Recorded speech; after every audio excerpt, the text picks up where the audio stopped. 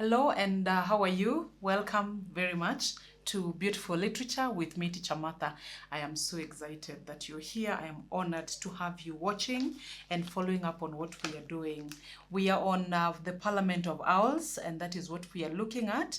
In our previous video, we looked at the cover, we looked at the title, we looked at the synopsis of the whole text. And now we want to begin with Act 1. We want to see what is there in Act 1. And just like we said, we just highlight on the major issues. We may not go into a lot of details because I'm hoping that as you read through, you're able to pick quite a bit of that. So I'll just move on highlighting, and in the process, I will highlight on the themes that are coming up. I'll also highlight on the characterization I will just highlight on everything that I find relevant. And so I ask you to be keen, kindly be ready with your pen and somewhere to keep noting as we talk about this, and let me know on the comment section what you think. I would love to hear your feedback. And so the Act 1 begins on stage where we have a few characters involved. That is Osogo, and I hope you can check who Osogo is. And there's a conversation between Osogo and Red String. And Red String is one of the owls that is in top leadership. He's a friend to the royal owl, and actually someone was talking about the strings. We have an owl called red string, green string, black string, all those strings, and then they're also called puppets. So the question is, why the strings? Could that be a reason? I think we'll discuss that as we carry on. But we have Red String and Osogo is very unhappy, and the conversation going on between the two of them actually helps us to know. It begins the play on a very sad note.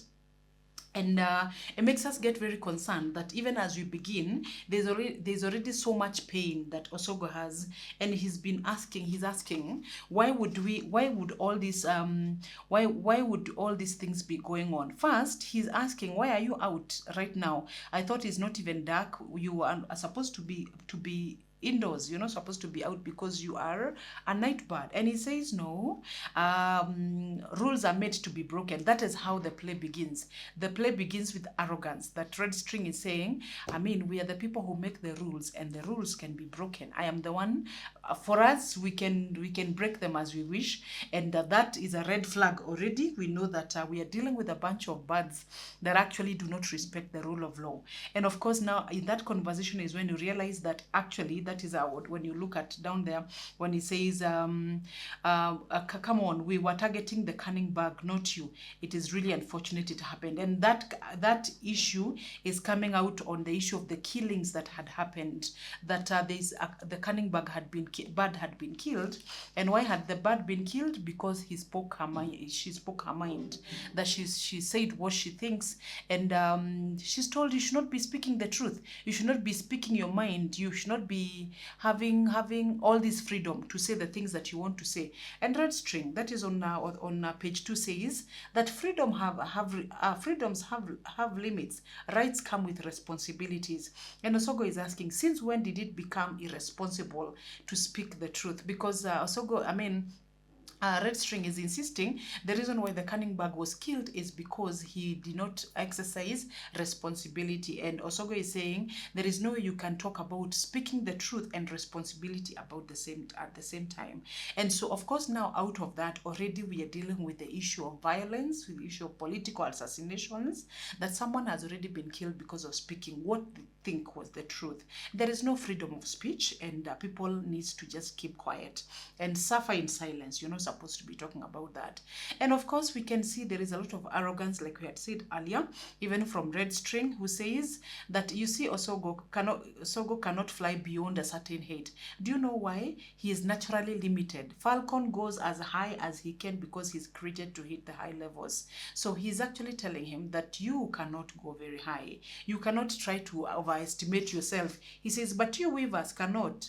You are just allowed to stay down here. So already, even as we begin the text, already we see a setting that is already very toxic. A situation where the Red String feels in charge and can blackmail, can threaten, and nobody really can do anything about it. But look at what Osogo says. He says, a time is coming when all these will come to an end and all birds will have a sane parliament. So what does that mean? The word sane, that's something that is sober, something that is not crazy, something that is not mad, something that makes makes sense to everyone. So Osogo is saying, it's all right, keep feeling the good thing you're feeling about yourself, but a time is coming. And of course, now this we call for foreboding, and we are being the playwright is helping us to know from day one that actually we may be the situation may be very dark. Remember the cover where there's a moon at the top, and the light is so far away, but there's so much darkness. I think it's the same thing that the playwright would want to communicate,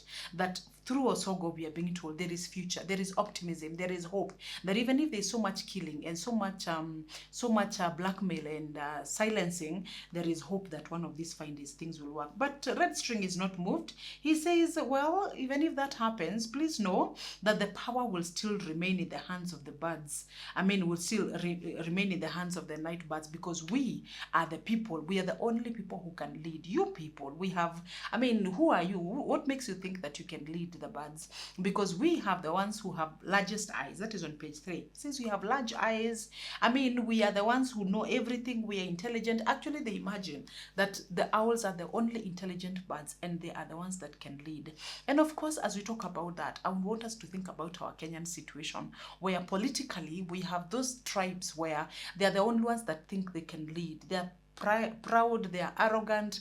Even when it comes to the election years, I mean, a president cannot come from a minority social class and so on.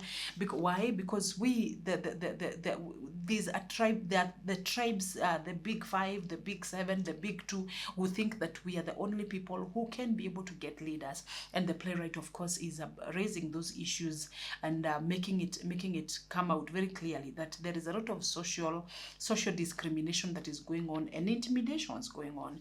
And so we'll carry on with that. And as you go on to page 3, we are talking about the killing that is going on, the murdering of the grain eaters for the sake of protecting the kingdom. And Osogo is saying, why did you have to go? Why do you have to go ahead and call those animals, the people from the animals kingdom, the lion kingdom? You invite them into our trees and they come and kill us. And on page 4 is when he says, Osogo says, that our neighbors are not the source of threat to our survival. These are the same neighbors you invite to night feasts at royal trees, where you feed the flesh of fellow birds. And then he says that the python is a friend of your court. You use him to punish your enemies in this kingdom. You tie your enemies and throw them in the python cave. You run the gallows, and the python is the hangman. We know this. Now, can you imagine how painful it is for Sogo to be saying that you're trying to pose like you're doing everything to protect the kingdom, but you are the very people who bring people to come and kill us and eat the flesh of the fellow birds. You are the same people who actually hang people and throw them in the python's cave, and they are eaten by the python. And so we can't trust you. You don't mean well. Your work is just to kill us and violence and all that.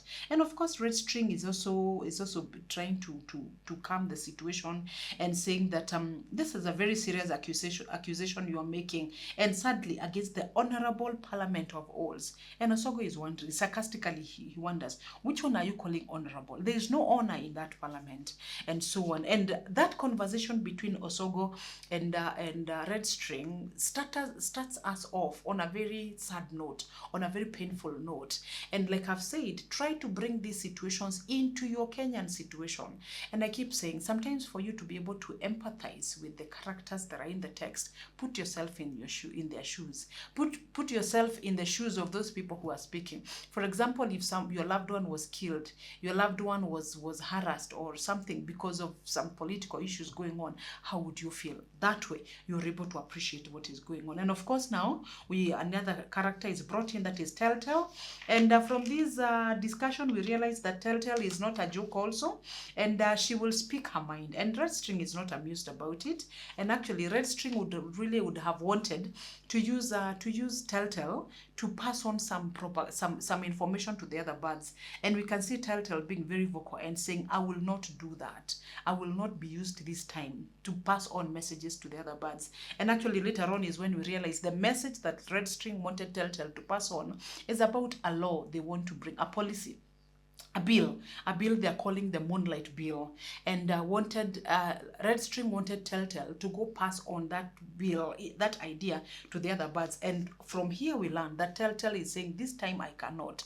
The last time you used me, and actually you went ahead and killed in my name, and that really made me feel very bad. And this time you're not going to use me. And you can see that in page 6, where where Telltale is saying, Red String, birds cannot twitter quietly in the moonlight to their young ones. We look after our nests in turns, or else our little ones or our eggs will be eaten by unknown attackers. Of course, you know the attackers. Our parliament keeps passing bad laws that favor them. That is a great deal of, you can see that actually Telltale, that is a small bird, is complaining about the laws that the parliament makes, that you people make laws that do not protect us in the bird's kingdom, but to protect the people who are killing us, the people who are harassing us, eating our eggs, and attacking us, are the ones that you favor in your laws. And of course, Red String says that it's not happening and all that. And so Red String on page 7, it's important for you to read that and see how what the Moonlight Bill is about. Actually, it is we can push forward supervision and roll call hours from 10 p.m. to 6 p.m. Can you imagine? This is what we had during COVID time. Of course, that was a good time or good reason, where we had the curfews that you're supposed to be home by, instead of being home by 10, you're supposed to be home by 6. Now, can you imagine? This has been introduced now for no reason. And okay, for no reason, so to speak, and you're not supposed to be moving. The other thing you're not supposed to be moving, to be doing, it technically means that you have burnt moonlight twittering. We have burnt twittering with the crickets past 6 p.m.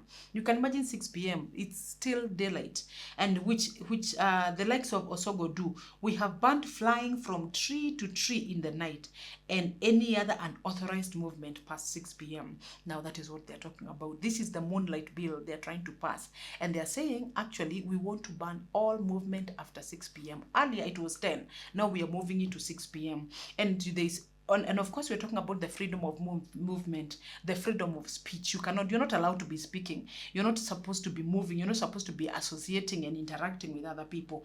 And actually he says finally, he's being told that on top of that, after you have been stopped all that, you are supposed to pay some money. And this money you're paying is for compensation for the people who are enforcing the Moonlight Bill. Can you imagine how evil that is? That is on page 8. We are being told that now the owls will spend longer hours supervising and taking the roll call. We expect all the birds shall contribute a daily moonlight tax to enable members of our great parliament to perform their duty of protecting the kingdom. It is a necessary allowance to compensate us. If you do not like the term tax, just tell them to assume that they are contributing a tithe to our God and our gods, and that the tithe shall be delivered by falcon next time he visits the sky. What arrogance is that? Can you imagine? And I don't want to talk about our Kenyan situation with the taxes and all that, because I don't want to sound like I'm being political for no reason. But the pain of being told to pay a tax, and this tax is not even going to develop and building the nation and making your lives better. It's actually going to compensate and pay the people who are coming to oppress you, because they're coming to make sure you don't talk, you don't move, you don't do anything. Then you pay them, as if now it's double tragedy. I can't do all this, but for me to facilitate you not to do all this, I'm supposed to pay you. And of course, he says if people don't like it being called a tax, they can call it a tithe, and so on. And of course, the conversation going on between the Telltale and the Red String doesn't go very well. And of course, he talks about this is not okay. You're attacking us. You are exploiting us. It's extortion. Telltale, in fact, in page 6, is this not just a way of extorting money from us? And he says, of course, we are reading. There's nothing we can do about it, and we are trying to protect you. And Telltale, I'd want you to just read on what is going on. And Red String is shamelessly saying, by the way, this is for your own good. This is going to help you. And on page 10, of course, Telltale and Red String continue with their conversation when he says that actually that tax that we are going to have, it is The birds that besides enhancing their safety, the tax will be partly used to feed sick and old birds. I know you are not as educated as I am. Can you imagine how demeaning he is, how arrogant he is, telling the other birds, the other bird, telltale now, I know you're not as educated as I am, but I want to believe that you have an idea what the welfare state is about. That is what we want here. Now look at that. They're saying we want to tax you more. So that the Moonlight Bill, we want to give you, to ask for more from you, and that is going to compensate the people who will facilitate, who will supervise you, and whatever is left will go in taking care of the sick and the old. I'm even wondering, how will they be taken care of? In the first place, they're not even being allowed to make any movement, and so on. And of course, Red String goes ahead even to threaten Telltale, because she says, I will not do anything that you want me to do, to lie to people. She says, now you are living on borrowed time. I'm just giving you a chance to live longer than you should. Can you imagine that even Red String has no shame? He'll even actually threaten Telltale and says that you should know your life is in my hands. I'm the one who's giving you more time. Anytime I decide that you will not live, actually I will make sure that you disappear. And of course, Telltale does not even listen. She does not even hear, and she's not even moved at all. She says, I will not this time I will not allow you to manipulate me. On that page 11, it's important to note when she says, I lost my integrity. I cannot rise to spread propaganda anymore, especially on behalf of the wicked Parliament of Owls. You made me go around the kingdom spreading lies about Osogo. You promised you were never going to touch her. Then you went to her for her. And what happened? Did you get her? You killed 33. So that is what we, Osogo and Red String, were talking at the beginning of the act, that 33 weaver birds were killed.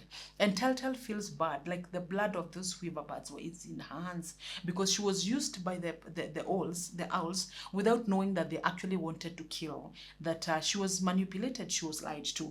And she says, this time round, that is not going to happen. And of course, Red String goes ahead to continue to manipulate, to threaten Red String, Telltale, telling her that you have no choice but you have to obey what the king, the royal owl wants. And of course, that is on page 13, where he says, I really don't care what you think, but along the way you'll have to obey. Now, as we go on with that, I want us to look at page 13, where we are introducing a new character, that is Aram Tidi. Aram Tidi is a hornbill, and Aram Tidi is crazy, and this is a serious sycophant. He is the one who will have no problem obeying and responding to what the owls want him to do, as long as there's a benefit towards it. Actually, he says, you thought you're, in fact, Telltale, when Aram Tidi comes and says, why are you keeping on bothering with these small birds? I told you not to bother with the small birds. I can do whatever it is that you want me to do. Why are you begging this small bird? And then he says, we wanted to involve all the birds. That's why we wanted Telltale to come on board. But now that she has refused, I don't think there is anything that we can do about it. And that conversation is very demeaning, in the sense that Aram Tidi says, there is no need of begging these people to whatever, because I am here and I will pass on the message that you wanted. Whatever it is you wanted passed on, I will pass it on. And of course, even Aram Tidi is also very abusive. On page 16, he says, the last time I advised you against engaging these small birds like Telltale, I told you to trust your fellow night birds. So you see, so I told you, leave these small birds. What are they for? And of course, Red String goes ahead to say that the reason why we are involving them is because the royal owl had demanded that we do that. And we look at page 17, where Aram Tidi is the discussion with Red String is just trying to expound on how this bill is going to benefit them, in the sense that there will be a lot of silence. People will keep quiet. There will be no sound pollution. We will arrest those ones who don't obey, and we will have something to say about them. And we will actually make sure that they obey. And we'll call it Moonlight Bill. By dawn, it will be Moonlight Law. If you like Moneybags Law, it is sponsored by Moneybags. That is on page 17. That actually at this point is when we get to know that actually this Moonlight Bill has been sponsored by Moneybags. Moneybags will come across him in the next act. But it is important now. Right now it's a bill, and that's why Aram TD is supposed to, now that Telltale has refused, Aram TD is supposed to go around and make that announcement and find a way of communicating that to the birds so that they will support. And of course he's been page 18, very important that there's a compensation for him. Aram TD will be given a rat every night, and actually he'll also be allowed to go to the royal trees and eat from there. And he also wishes that all the hornbills are also given privilege like the owls, and of course it's not going to happen. And you can see that on page 19 he's a sycophant really, and he wants to worship the red string. He wants to worship money bags. He wants so much favors from them. It doesn't matter what he does. He's willing to do anything. He's willing to do whatever he's been asked to do, and so on. And as we talk about on that page 20, you're looking at the red string says, do not worry about these rebels. We have a plan to deal with Feathered Beak and his colleagues. They think they are clever and can dictate to Royal Owl. And so they're talking about the rebels, the rebel all owls that have supported the night birds and the day birds, and they're being the red string is saying, just leave them alone. Let them think they're so brilliant, but they should know that their life is very short. We'll actually catch up with them, and we will defeat them. And Aram TD is saying, I am here to serve you. Anytime you want me to do something, go ahead and just let me know. I will do that. And that act ends on page 21, where we have Aram TD going around telling the birds to respond to the Moonlight Bill, and that is on page 21. I can read that. He says, tonight I persuade every bird in sight to rise and thank our charming parliament of owls for ensuring the safety of all the birds, day birds and night birds, grain eaters and omnivores, the birds like hornbills that are loyal to His Majesty Royal Owl King Tula Nyongoro. Dear birds, this is your chance. The Moonlight Bill with the Honorable Hornbill, the Moonlight Bill. And he's very happy to just go ahead and lie to them and tell them, actually, this bill will benefit you, actually will make sure you're protected. But of course, that is not the case. So that is the end of Act 1. And as we talk about that, think about the themes that we have mentioned, the political assassinations, the intimidations, the blackmail, the injustices, the violence, and so on. The arrogance we see, the demeaning character of Aram TD also, and the red string, and also Telltale coming out as a very assertive and very forthright person. She's not going to be allowed to allow herself to give in to the red string and all that. She says that you're not going to use me this time. And she comes out as one who knows her place, and she's not going to allow herself to be manipulated anymore. So that is Act 1. Join me in the next video for Act 2. Thank you very much.